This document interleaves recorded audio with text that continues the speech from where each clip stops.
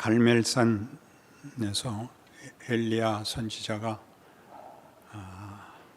바알 선지자들 450명과 아세라 선지자 400명을 대적하여 여호와 하나님이 유일한 이스라엘의 하나님이시며 온 세상의 주인이심을 그 제사로 확인하며 도전하며 밝히는 장면이 이 유명한 갈멜산 전투입니다. 아합 왕은 당시에 열왕기에 등장하는 남북 왕조의 여러 왕 중에서 가장 악한 왕이고, 그런 차원에서 이 갈멜산 전투는 하나님을 배반하고 우상에 탐닉하며 정치적, 군사적 야망과 권력이 전부인 이 악한 세력에 대한 하나님의 사람 엘리야의 도전이었고, 그 도전은 진리를 밝히는 일에 승리합니다. 이 일들은 굉장히 놀랍고 어떤 의미에서 당연하지만 이 역사를 기록하는 사람들에게는 이 사건이 굉장히 애매했을 것입니다. 왜냐하면 이 열왕기의 역사는 바벨론의 포로가 된 이스라엘 백성들이 과거를 되짚어 기록한 것이기 때문입니다.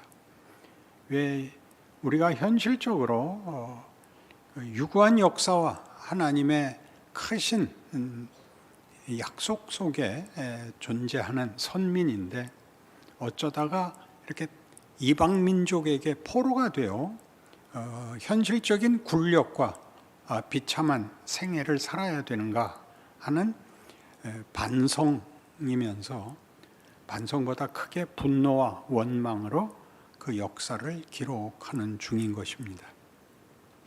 그 중에서 가장 돌이킬 수 없는 권력, 정부, 나라였던 시대를 되짚어보는 과정에 엘리야라는 선지자가 그 어떤 선지자보다도 뛰어나게 하나님 편에 서며 하나님의 영광을 드러내며 이스라엘 백성들 앞에 도전했던 사실이 그들로서는 어떤 의미와 어떤 의도로 기록이 되었을까, 이렇게 돌아보는 것이 우리가 해야 할 현실에서의 그 숙제입니다.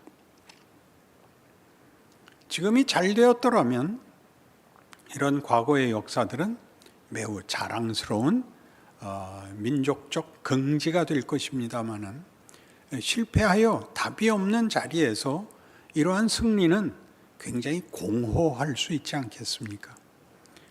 그러면 성경이 이런 기록을 남겨서 그 역사가 주는 교훈을 오고 오는 모든 하나님의 백성들에게 중요한 사건으로 증언하는 의도를 우리가 찾아봐야만 할 것입니다.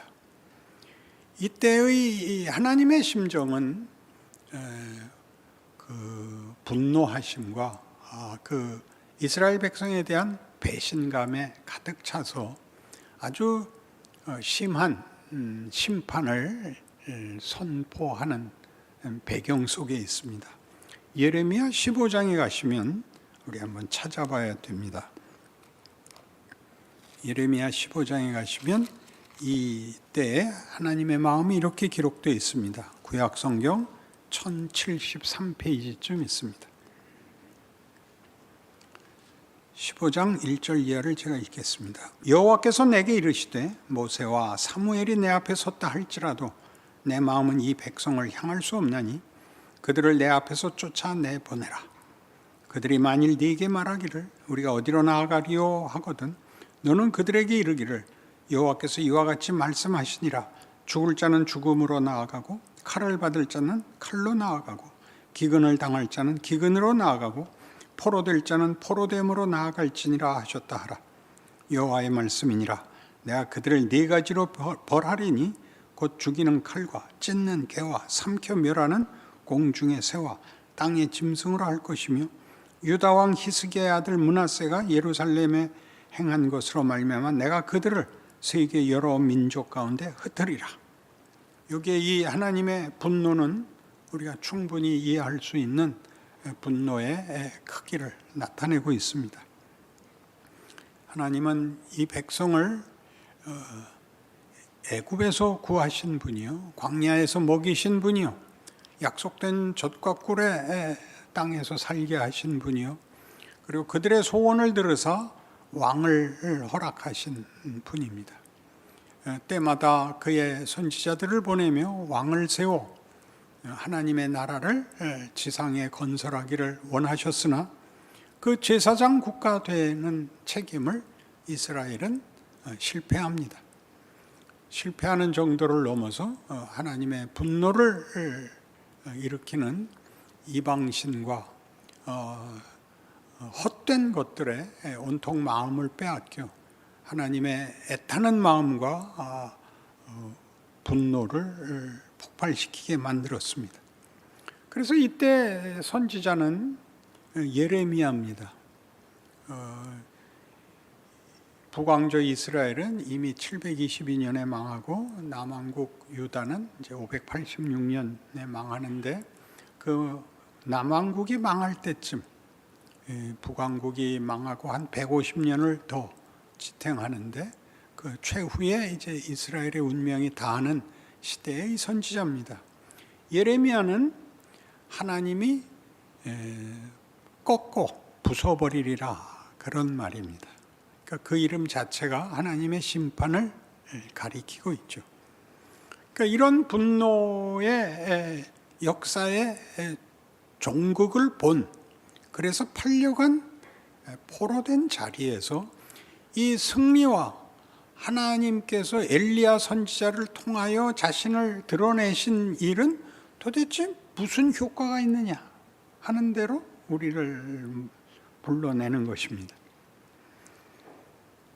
이사야 선지자는 이 멸망기보다 조금 앞선 시대, 우시아와 아하스와 히스기야 시대의 선지자였는데, 그때도 이미 남왕국이, 북왕국의 멸망기와 남왕국의 쇠퇴 시대에 이사야가 선지자 노릇을 하는데, 그는 멀리 회복까지 내다보는 선지자였습니다. 이스라엘의 멸망과 실패뿐만 아니라 회복을 내다보는 선지자가 61장, 이사야 61장에서 이렇게 회복을 이렇게 놀랍게 노래했습니다. 찾아봅시다. 이사야 61장. 주 여호와의 영이 내게 내리셨으니 이는 여호와께서 내게 기름을 부으사 가난한 자에게 아름다운 소식을 전하게 하려 하심이라.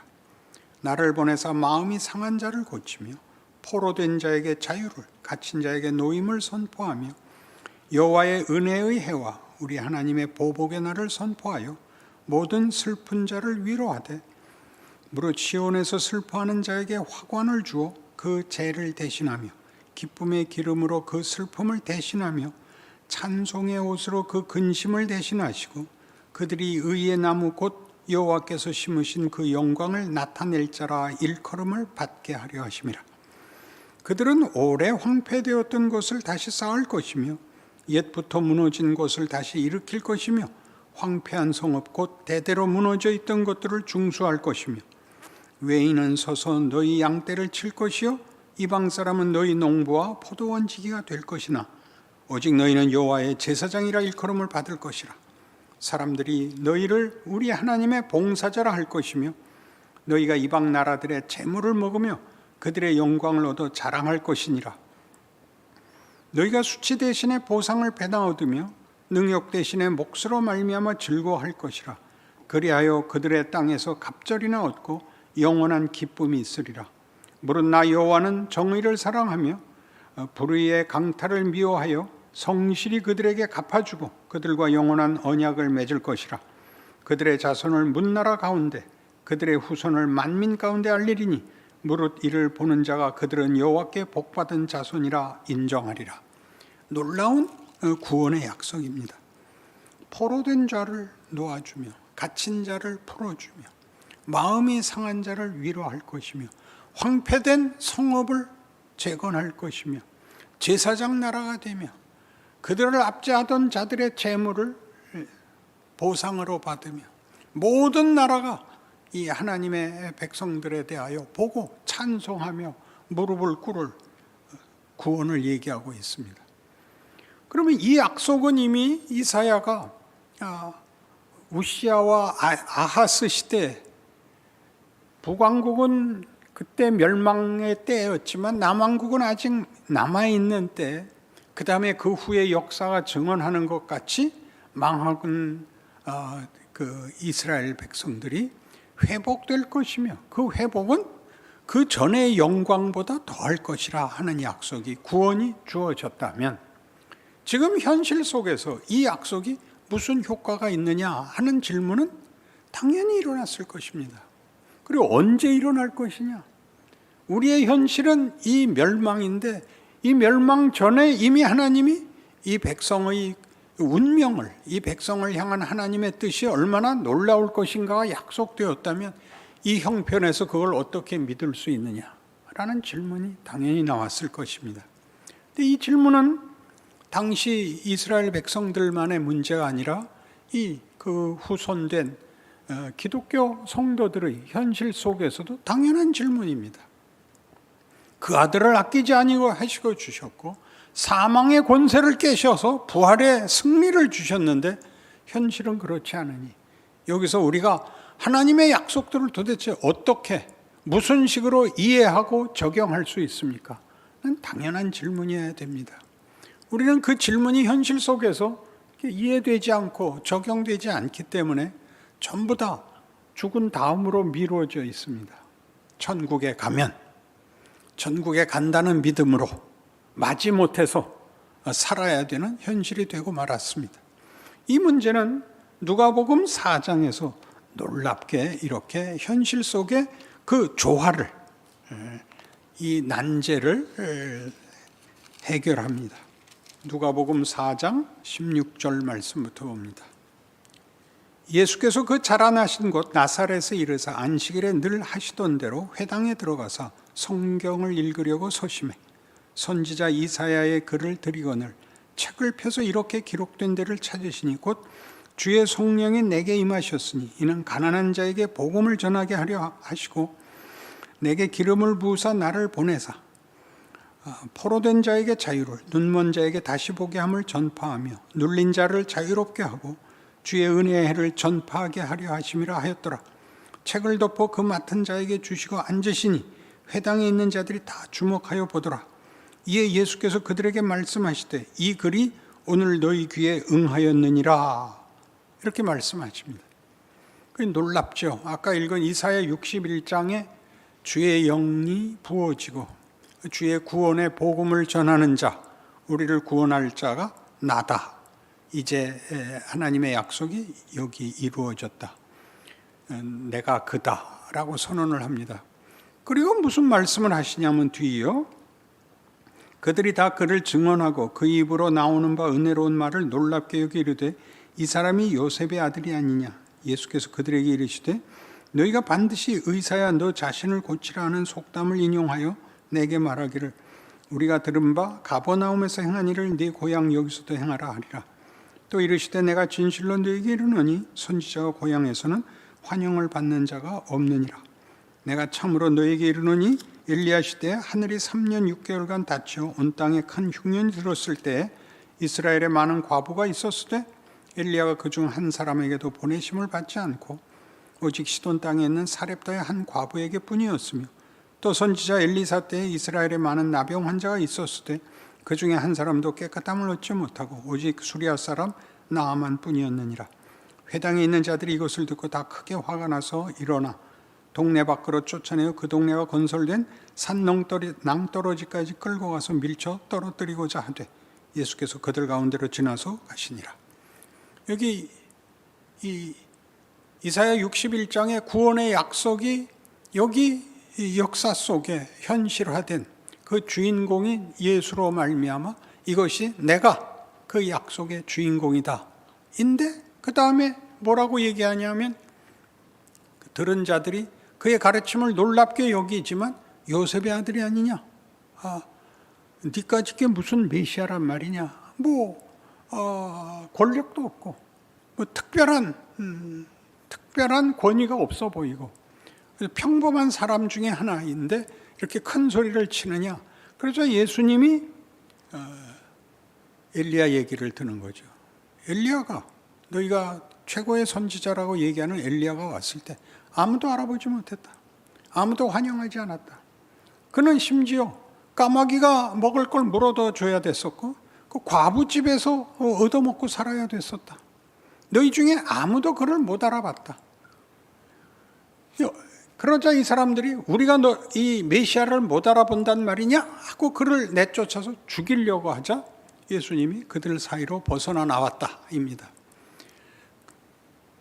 구원에 대한 약속에 대해서도 이스라엘은 제대로 이해하지 못했고 기독교 2000년 역사 속에서도 하나님의 구원의 역사가 예수 안에서 이루어진 것이 현실 속에 어떻게 적용되어야 하느냐 하는 것은 늘 가장 큰 오해의 문제가 되곤 했습니다. 예수님은 그가 오시자 모든 것이 해결된 현실적인 문제들이 해결된 것으로 당신을 증거하거나 당신의 일을 목적하시지 않고 그를 못 알아보고 심지어 그의 말을 책잡고 오히려 그를 조롱하고 수치를 주고 죽이는 자리로 몰아가는 속에서 이 구원의 약속이 구원의 주인공이 하나님의 약속을 만들어가고 있습니다. 그러니 우리가 엘리야의 이 갈멜산 전투를 보면 무엇이 우리를 놀라게 하느냐 하면 엘리야는 여호와가 내 하나님이다. 나의 하나님은 여호와다. 그런 뜻입니다. 이 엘리야가. 그러니까 그가 처음 등장을 할 때 보통 선지자들의 등장과 어떻게 다르게 등장하느냐 하면 모든 선지자들은 어디에 사는 누구의 손자 누구의 아들 아무개가 여호와의 말씀을 받으니라 혹은 여호와의 말씀이 임하니라. 그래서 이제 백성들 앞에 하나님께서 내게 이렇게 말씀하셨다 이렇게 나가는데 엘리야는 거꾸로 자발적으로 아합에게 나타나서 내가 믿는 여호와의 살아계심을 두고 맹세하노니 내 말이 없으면 이 땅에 우로가 그치리라. 가뭄이 계속되리라. 그런 얘기죠. 내가 말해야 우로가 다시 회복될 것이고 말하자면 그것은 내가 하는 말이다. 이렇게 얘기를 합니다. 하나님의 말씀이 임하여 그걸 증거하는 게 아니고 엘리야가 자기 주장을 펴고 자기 약속을 하고 갈멜산 전투에서도 그가 하는 기도는 아브라함과 이삭과 이스라엘의 하나님이시여입니다. 역사를 들추고 이 백성들로 하여금 여호와만이 주인이신 줄 알게 하시고 그리고 내가 여호와의 종인 것을 알게 하옵소서라고 기도합니다. 내게 응답하소서, 내게 응답하소서입니다. 어떤 의미에서 굉장한 도박입니다. 하나님이 답하지 않으면 큰일 나는 일을 엘리야는 저지른 사람입니다. 그리고 그 가뭄이 그치고 비가 내리는 것도 엘리야가 갈멜산 꼭대기에 올라가서 무릎을 꿇고 7번이나 반복해서 기도하여 구름이 오고 비가 오게 됩니다. 이런 일들은 엘리야가 감히 하나님의 뜻을 앞질러서 어떤 의미에서 중재자로 나서는 일을 놀랍게 보여주고 있는데 이 일은 아합이 힘을 다하여 자기의 악한 일을 마음껏 하는 것과 극명한 대조를 가지게 됩니다. 우리가 쉽게 아합은 악한 왕이었고 엘리야는 가장 선한 종이었다 이렇게 얘기하는 대조 정도가 아니라 하나님을 믿는다는 것은 아합이 믿는 우상들은 아합이 조종하는 것이고 하나님을 믿는 신앙은 하나님이 다 하는 것이다 해서 이쪽에도 하나님 앞에 아뢰고 앞서서 요구하고 하는, 하나님이 우리와 함께 하는 일이 있다. 아합이 주장하는 신들은 꼭두각시지만 하나님은 간구에 응답하시고 우리와 뜻을 합치시고 우리의 소원에 응답하시는 살아있는 분이다 하는 것이 엘리야 선지자에게서는 굉장히 강하게 부각되는 것입니다. 그래서 그는 이스라엘 백성 앞에 하나님만이, 여호와만이 우리의 하나님이다를 증거하는 일에 아합을 해치지 않습니다. 아합에게 그가 뭐라고 하느냐 하면 그 선지자들, 가짜 선지자들을 다 시냇가에 데려가서 쳐 죽이고 아합에게는 올라가서 식사를 하십시오. 내가 가서 기도를 하고 비가 오게 되면 모시러 내려오겠습니다 입니다.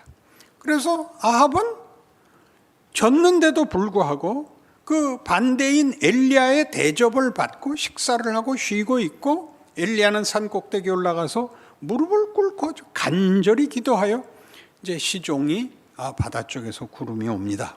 뛰어내려와서 큰 비가 올 것이니 어서 마차를 타고 환궁하십시오.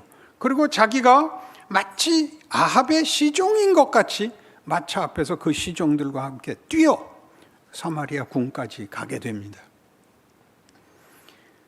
악당을 죽이는 것이 하나님의 궁극적인 목적이 아니며, 악한 것을 벌하는 것은 악한 것에 대하여 보복하시는 것이 아니라 이건 아니다, 이건 아니다, 그러지 마라, 거기가 아니고 이쪽으로 가라, 이쪽으로 가라 라고 얘기하는 것이 하나님의 진심이 표출되는 것입니다.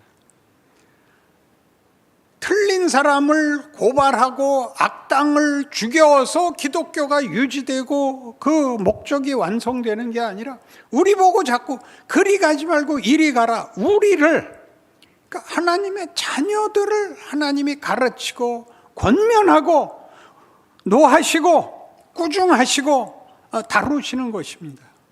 이 마음에 엘리야가 동참한다는 것은 굉장히 놀라운 일입니다. 우리는 이 사실을 볼 때 하나님의 진노와 하나님의 약속 사이에 있는 이 모순, 그 타협 혹은 그 조화의 어려움에서 신자란 모름지기 그 꾸중을 달게 받아야 하며, 또 하나님의 마음에 부합된 하나님의 사람으로서 우리의 인생과 우리의 기도와 우리의 인생이 중요하게 임마누엘의 역사를 반복하고 있다는 사실을 알아야 됩니다. 이사야 64장입니다. 그래서 이사야는 이렇게 기도하게 됩니다. 1044페이지 구약성경 이사야 64장입니다. 원하건대 주는 하늘을 가르고 강림하시고 주 앞에서 산들이 진동하기를, 불이 섭을 사르며 불이 물을 끓임 같게 하사 주의 원수들이 주의 이름을 알게 하시며 이방 나라들로 주 앞에서 떨게 하옵소서. 주께서 강림하사 우리가 생각하지 못한 두려운 일을 행하시던 그때에 산들이 주 앞에서 진동하였사오니, 주 외에는 자기를 앙망하는 자를 위하여 이런 일을 행한 신을 옛부터 들은 자도 없고 귀로 들은 자도 없고 눈으로 자도 없었나이다.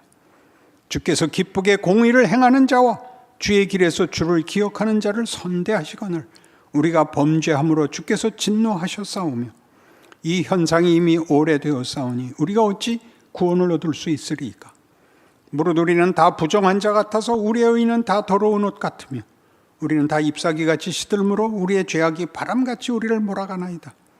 주의 이름을 부르는 자가 없으며 스스로 분발하여 주를 붙잡는 자가 없사오니 이는 주께서 우리에게 얼굴을 숨기시며 우리의 죄악으로 말미암아 우리가 소멸되게 하셨음이니이다. 그러나 여호와여, 이제 주는 우리 아버지시니이다. 우리는 진흙이여 주는 토기장이시니 우리는 다 주의 손으로 지으신 것이니이다. 여호와여, 너무 분노하지 마시오며 죄악을 영원히 기억하지 마시옵소서. 구하오니 보시옵소서, 보시옵소서. 우리는 다 주의 백성이니이다. 주의 거룩한 성읍들이 광야가 되었으며 시온이 광야가 되었으며 예루살렘이 황폐하였나이다. 우리 조상들이 주를 찬송하던 우리의 거룩하고 아름다운 성전이 불에 탔으며 우리가 즐거워하던 곳이 다 황폐하였나이다. 여호와여 이리 이러하거늘 주께서 아직도 가만히 계시려 하시나이까? 주께서 아직도 잠잠하시고 우리에게 심한 괴로움을 받게 하시려나이까? 이 기도는 누구에게서 터져 나오는 겁니까? 엘리야에게서 터져 나왔습니다. 하나님이 부르시기 전에 그가 먼저 뛰어나가 하나님을 붙잡고 하나님 앞에 하나님의 하나님 되심을 나타내셔야 됩니다 라는 일을 오고 오는 시대에 우리에게 맡기는 겁니다. 엘리야, 나의 하나님은 여호와시다. 그 이름이 예수에게서 어떻게 반복이 됩니까? 그의 오심은 임마누엘 아닙니까? 그의 이름이 하나님이 우리와 함께 하시도다. 우리는 그의 보내심을 받는 자입니다. 요한복음 17장에서 선언된 바와 같이 아버지께서 나를 보내신 것 같이 나도 너희를 보내노라. 아버지가 내 안에 내가 아버지 안에 있는 것 같이 너희도 다 하나가 되어 우리 안에 있어 아버지께서 창세 전에 내게 준 영광을 보게 하시기를 원하노라. 내가 아버지의 영광인 것 같이 너희는 다 나의 영광이니라. 네가 선 자리는 엘리야가 내가 여기 있다. 오바댜가 엘리야를 찾으러 나오고 엘리야가 그를 만나서 아합에게 내가 여기 있다 하라. 오바댜는 궁중 대신이었고 아합은 엘리야를 만나려고 혈안이 되어서 그를 찾았으나 엘리야가 숨어서 찾지 못하였을 때 이 마지막 더 기다릴 수 없는 끝에 가뭄 끝에 엘리야를 찾으러 모든 신하들을 보냈을 때 엘리야가 국내 대신 오바댜를 만나줍니다. 내가 여기 있다 하라. 아합에게 가서 내가 여기 있다 하라. 여호와가 여기 있다 하라. 그의 이름이 그것입니다. 여러분 모든 신자는 모든 사람 앞에 내가 임마누엘이다. 하나님이 우리와 함께 하신다. 나와 함께 한다. 라는 이름으로 불리고 있습니다. 아무개야. 나중에도 나옵니다. 엘리야야 너 왜 거기 있느냐? 여호와가 왜 굴에 숨어 있느냐? 그렇게 도전하시는 하나님의 음성이 오늘 우리를 깨워서 우리가 하나님의 일하심에 참여하는 그 기쁨, 창조와 재창조와 은혜와 영광과 생명과 진리에 대한 살아있는 증거라고 그렇게 여러분의 인생을 이해하셔야 됩니다. 권력을 잡고 마이크를 잡고 여론의 지지를 받아야 되는 문제가 아닙니다. 우리는 하나하나가 하나님께서 이 역사를 주관하시고 역사의 주인이신 것이 드러나는 우리는 그의 영광의 복사판들입니다. 그 영광의 살아있는 증거들입니다. 코로나 시대입니다. 무엇으로도 해결이 안 되는 모든 선진국과 부와 무력을 무효화시킨 하나님의 흔드시며 도전입니다. 우리야말로 지금 일어나라 빛을 발하라에 대답해야 되는 유일한 소망이고 증인이고 기적입니다. 그 인생이 이렇게 감춰져 있는 것을 놀라지 마십시오. 권력은 아합이 쥐고 있지만 엘리야가 그 시대에 살아있는 하나님의 간섭이었으며 면면이 이어지는 하나님의 약속의 성실함이었음에 산 역사가 되는 것입니다. 여러분 모두가 그렇습니다.